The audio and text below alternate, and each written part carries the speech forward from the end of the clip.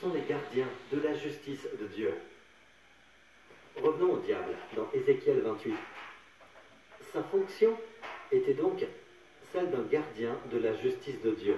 Qu'est-ce qui lui a alors donné cette audace de vouloir usurper le trône de Dieu? Qu'est-ce qui lui a fait croire qu'il pouvait obtenir le trône de Dieu? Vous pouvez peut-être croire que c'est un exercice futile que de se poser cette question. Mais peut-être sait-il quelque chose sur le trône de Dieu. Peut-être. Après le Dieu trinitaire, si Dieu devait un jour échouer, et que la fondation de son trône soit compromise, le diable a eu cette idée, il prendra la relève. Je vous montre le trône de Dieu très rapidement. Psaume 89. J'y étais presque. La justice et le droit forment la base de ton trône. La justice et le droit forment la base du trône de Dieu. Le trône de Dieu est affermi sur la justice. Dites Amen. En passant, cette bonté, cette vérité sont chesed ve'emet. Et n'oubliez pas qu'en hébreu, la loi a été donnée à travers Moïse. Mais chesed ve'emet, la grâce et la vérité, sont venues à travers Jésus-Christ, littéralement. D'accord? C'est donc la grâce et la vérité. Donc qu'est-ce que Dieu aime devant lui? La bonté et la vérité. La grâce et la vérité. La vraie grâce. Mais son trône est affermi sur la justice. Bon. Le diable il a été créé avec Michael et Gabriel. Pour être quoi? Des chérubins. Chérubin signifie quoi? Gardien de la justice de Dieu. Et maintenant, le diable dit, Dieu a donc une nouvelle création, appelée homme, Adam. Et je vois que Dieu l'aime beaucoup, comme je le vois pour vous quand vous avez un nouveau-né. Après quelque temps, je vous rends visite et je vous vois couvrir d'amour votre bébé. Vous m'avez tous vu faire cela avec Justin, n'est-ce pas? Vous aimez cet enfant. Alors le diable s'est fait cette réflexion. Si je veux atteindre Dieu, je l'aurai à travers son amour pour cet homme. Je vais provoquer Dieu. Bon, c'est une pensée diabolique. D'accord? Mais pasteur, comment le savez-vous? Pas parce que les grands esprits se ressemblent, non, mais parce que je lis la Bible. D'accord? Il se fait cette réflexion, et vous pouvez le voir dans Ésaïe. Il se dit, je vais prendre le trône de Dieu. Mais qu'est-ce que le trône de Dieu? Le trône de Dieu n'est pas la bonté et la vérité, c'est la justice. Mais Dieu aime la bonté et la vérité. Amen. Je vous promets que nos dirigeants peuvent comprendre cela. Nos juges peuvent comprendre cela. Amen. Vous devez maintenir la justice. Il faut maintenir la justice, mais votre cœur doit toujours aimer la bonté et la vérité. Amen. Parfois nous devons rendre justice, mais nos cœurs doivent aimer la bonté. Écoutez bien. Le diable dit, eh bien, puisqu'il aime l'homme, j'essaierai de faire en sorte que Dieu compromette sa justice. Je ferai en sorte que celui qui l'aime le déçoive. Et je verrai comment il pourra lui pardonner tout en préservant sa justice. Nous voyons la même chose dans l'histoire quand Jésus enseignait dans l'enceinte du temple. Ils ont amené devant Jésus la femme prise en flagrant délit d'adultère. Et de la manière la plus grossière, ils la jetèrent devant Jésus, alors qu'il enseignait dans l'enceinte du temple. Et ils dirent, Maître, cette femme a été prise en flagrant délit d'adultère. Moïse, dans la loi, nous a ordonné de lapider de telle femme. Et toi, que dis-tu? Toute ressemblance est purement fortuite. Et la Bible dit que Jésus ne leur a pas répondu. Jésus se baissa et se mit à écrire avec le doigt sur le sol. Regardez cette photo ici. Il écrivait. Maintenant, la raison pour laquelle je vous montre ceci, c'est qu'il était en train d'écrire sur la pierre. Parce que l'un des avantages d'aller en Israël, c'est qu'on apprend des choses comme ça, que l'Esprit de Dieu peut vous montrer. Un jour, il y a de nombreuses années de cela, j'étais en Israël, à proximité de l'enceinte du temple. Le temple n'est plus là. Ils ont démoli même les pierres, les énormes pierres du temple. Mais le marché est toujours là. Dans l'enceinte, il y a de la pierre partout. D'accord? Au sol. Et puis, je me rends compte qu'il n'y a d'herbe nulle part. Il n'y a de jardin nulle part. Ce ne sont que des pierres. Donc l'endroit où Jésus a enseigné, c'était dans l'enceinte du temple. Et quand il a écrit sur le sol, il n'a pas écrit sur de la terre, mais sur de la pierre. Ils disent donc que Moïse a dit qu'il fallait lapider de telle personne. Et Jésus leur dit, par son action, vous prétendez me dire ce que Moïse a dit, je suis celui qui a donné la loi. Alléluia. Quand Dieu est descendu, la première fois, il a écrit sur la pierre. Quand il s'est baissé, il démontra qu'il est le Dieu qui s'est abaissé sur le mont Sinaï pour donner la loi. Et il savait que l'homme ne pouvait pas la garder. Et alors il s'est relevé et dit, que celui d'entre vous qui est sans péché jette le premier la pierre contre elle. Et la Bible dit, il se baissa de nouveau pour la deuxième fois. Combien de fois Dieu a-t-il donné les 10 commandements? 2 fois. Jésus s'est également baissé 2 fois. Maintenant, a-t-il enfreint la loi? Non, il ne l'a pas fait. Car c'est la loi de Dieu. Et elle est coupable. Et puis Jésus dit, que celui d'entre vous qui est sans péché jette le premier la pierre contre elle. Oui, vous pouvez lui jeter la pierre, mais seulement celui qui est sans péché peut jeter la première pierre. La Bible dit qu'ils s'en allèrent un par un, à commencer par les plus âgés. Tout le monde est parti, laissant finalement Jésus seul avec la femme. Alors Jésus la regarda et elle pleurait. Oh que j'aime ce moment, où le Sauveur et le pécheur, seul. Et il dit, femme, où sont ceux qui t'accusaient? Et elle a regardé autour d'elle, probablement qu'elle pleurait toujours. Elle a regardé pour la première fois et répondit, personne, Seigneur. Elle l'a appelé Seigneur. Et il dit, moi non plus, je ne te condamne pas. Vous avez entendu ça? Moi non plus, je ne te condamne pas. Vous savez pourquoi elle dit ça? Parce qu'il allait payer pour ses péchés, peu de temps après. Il y a un prix à payer pour son pardon. Je vous ai dit que Dieu ne peut pas simplement prétendre pardonner aux pécheurs en étant complice de leurs péchés. Ils doivent donc être payés. Jésus lui dit, moi non plus, je ne te condamne pas. Vas-y. Et désormais ne pêche plus. Vous voyez maintenant que la loi est impuissante face à l'amour. Oh, la sagesse de Dieu. La sagesse de Dieu. Maintenant, quel est le rapport avec notre justice? Quel est le rapport? Eh bien, mes amis, écoutez. Il y a ce verset dans la Bible, Proverbe 17, verset 15. Celui qui acquitte, lisons tous ensemble, comme nous arrivons à la fin de cet enseignement, celui qui acquitte le coupable et celui qui condamne le juste font tous deux horreur à l'Éternel. Que dit la Bible? Vous savez ce qu'est une abomination?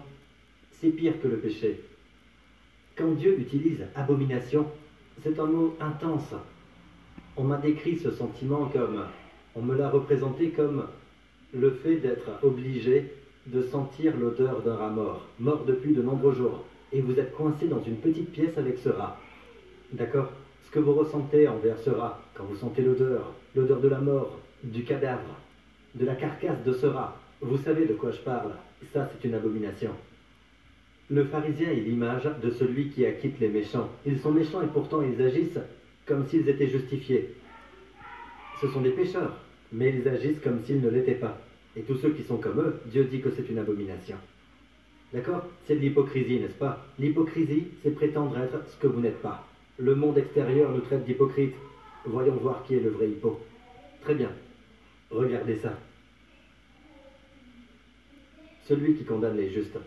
Maintenant, quand Jésus est ressuscité, vous êtes rendu juste. N'est-ce pas? C'est pour cela que Jésus est ressuscité, d'accord? Bien, maintenant, êtes-vous juste? Êtes-vous justifié? Déclaré juste sur la base de la foi. Nous avons la paix avec Dieu, n'ai-je pas raison? Et si vous vous condamnez vous-même? Et si vous vous condamnez vous-même? Est-il convenable pour vous de condamner le juste? Si vous condamnez un autre frère, cela ne correspond-il pas à ce verset? C'est une abomination. Maintenant, dans la vie chrétienne, cela affectera tout dans votre vie.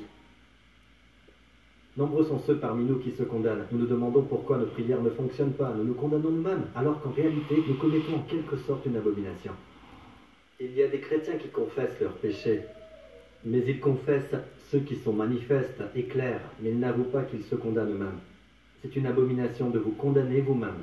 Dieu a dit à Pierre, ce que j'ai déclaré pur, en se référant aux gentils, ce que j'ai déclaré pur, ne le considère pas comme commun, ne le considère pas comme impur.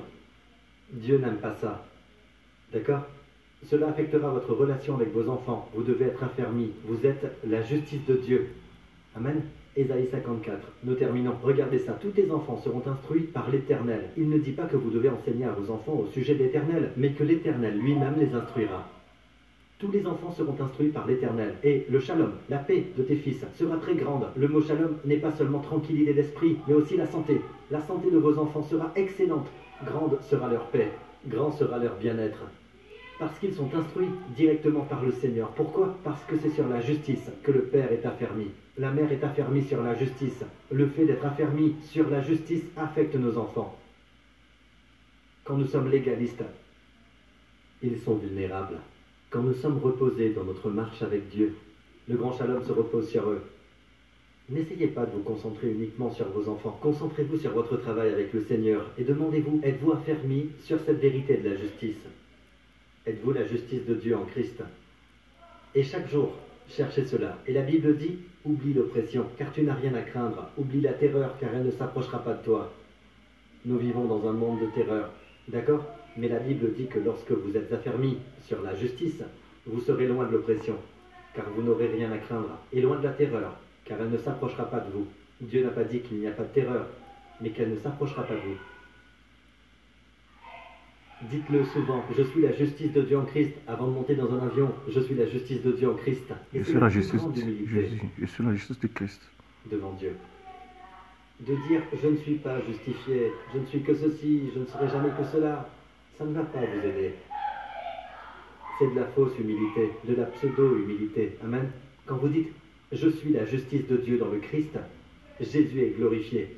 La Bible dit, après tant de troubles, il verra la lumière et sera satisfait. Amen. Amen. Et descendez jusqu'au bas. Il dit, toute arme préparée contre toi. Des armes seront préparées. De nouvelles armes seront préparées par l'ennemi contre vous. Mais toute arme préparée contre toi sera sans effet. Et toute personne qui s'attaquera à toi au tribunal, c'est toi qui la condamneras. Tel est l'héritage des serviteurs de l'Éternel. Telle est la justice qui leur viendra de moi, déclare l'Éternel.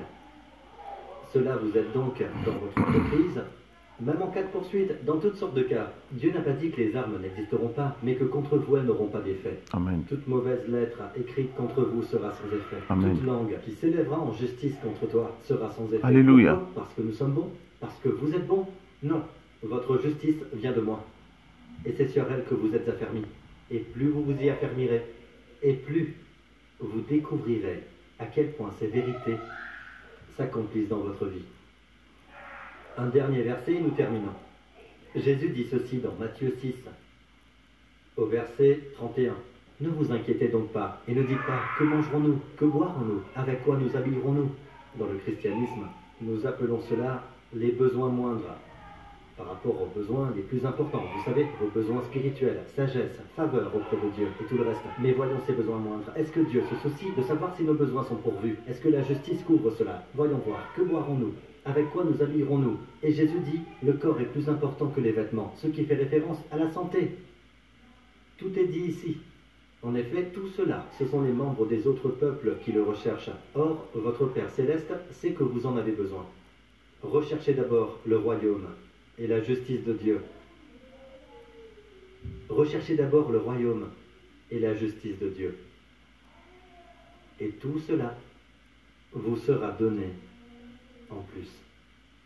Recherchez d'abord le royaume et la justice de Dieu, et tout cela vous sera donné en plus. Remarquez, il faut chercher quoi d'abord? Le royaume de Dieu. Et qu'est-ce que le royaume de Dieu? Romains 14, 17 dit, le royaume de Dieu, ce n'est pas le manger et le boire, mais la justice. Il s'agit donc en fait de dire, cherchez d'abord le royaume de Dieu, soulignez la justice de Dieu. Et tout cela, les moindres besoins, les besoins moindres, les besoins les plus faibles, vous seront donnés en plus. C'est comme vous donner des vêtements, de la nourriture, comme si vous aviez besoin de plus.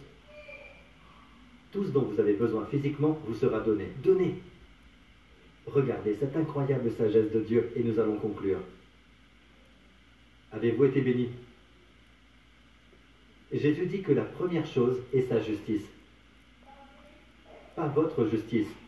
Vous devez être affermis sur sa justice. Jésus est ressuscité. Cela signifie que je suis juste. Amen, parce que Dieu me voit en lui. Dieu ne regarde jamais Jésus sans me voir en lui. Je le répète, Dieu ne voit jamais Jésus sans me voir en lui. Et Dieu ne voit jamais Jésus sans vous voir en lui. Vous comprenez? Dieu ne vous voit pas en dehors de Jésus. Jamais. Alors vous êtes juste en lui. À quel point êtes-vous juste? Aussi juste que l'est Jésus. Il est la mesure de ma justice. Et faire ou dire le contraire, c'est une abomination. C'est de l'orgueil. D'accord?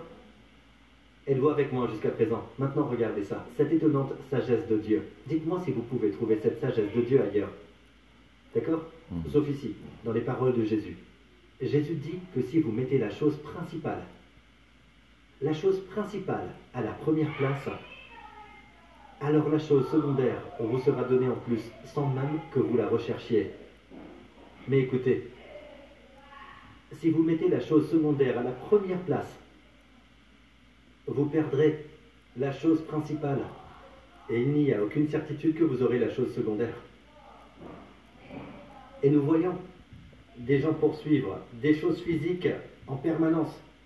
Quand Jésus dit que si vous faites des choses physiques votre priorité dans la vie, que le matériel passe avant tout, eh bien Jésus dit, vous allez perdre les deux. Vous perdrez la chose primordiale, sa justice, et vous perdrez, dans notre cas, nous en devenons moins conscients, et vous perdrez la chose secondaire. Mais Jésus dit, si vous mettez la chose principale en premier, sa justice, chaque jour, sachez ceci, si vous vous déclarez juste, si vous le croyez, si vous écoutez des messages vous encourageant dans cette direction, ceux de Joseph Prince sont très bons d'ailleurs, écoutez-en, amen. Bon, il n'y a pas que moi. Donc vous écoutez. Plus vous en écoutez, vous en faites votre priorité.